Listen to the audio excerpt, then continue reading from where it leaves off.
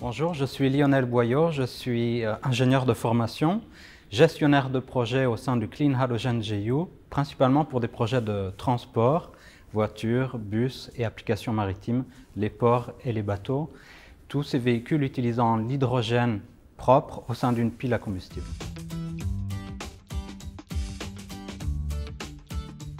C'est un partenariat public-privé qui lie les acteurs publics, les acteurs du monde industriel et les acteurs du monde de la recherche autour d'un agenda stratégique d'innovation et de recherche lié aux technologies de l'hydrogène et des piles à combustible.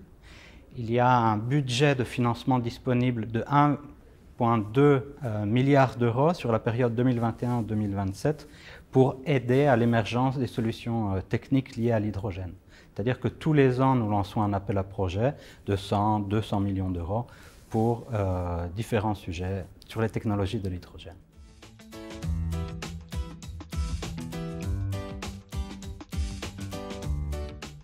Parce que l'union fait la force, c'est-à-dire qu'en associant les pouvoirs publics, l'industrie, la recherche, ça nous permet d'atteindre plus rapidement, plus efficacement les chemins de la commercialisation des technologies de l'hydrogène. Et c'est ensemble, chacun apportant sa propre expertise, soit normative, soit industrielle, soit de recherche, que l'on progresse et les membres du partenariat arrivent au niveau de l'excellence européenne dans les solutions de l'hydrogène.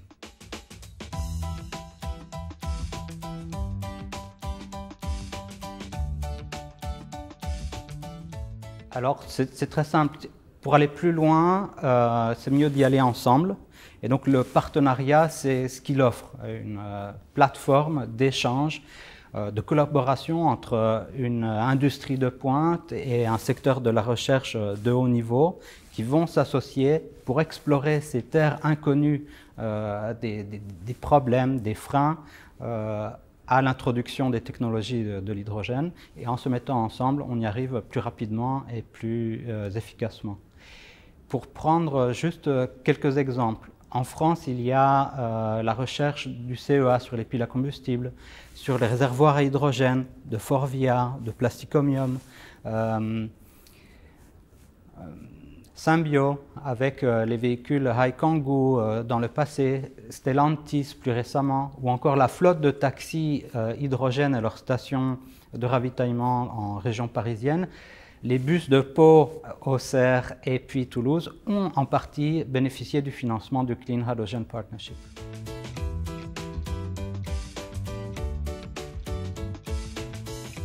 Mon premier conseil serait de faire partie des deux associations, l'association de la recherche, Hydrogène Europe Recherche, et l'association industrielle, Hydrogène Europe.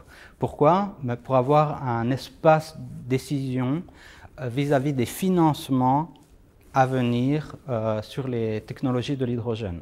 Ça, c'est le premier conseil. Le deuxième, c'est effectivement se lancer, oser, présenter une proposition de projet en faisant des alliances avec des partenaires au niveau européen et regarder comment ce mécanisme-là fonctionne, sortir de sa zone de confort. Voilà les deux conseils que je donnerais.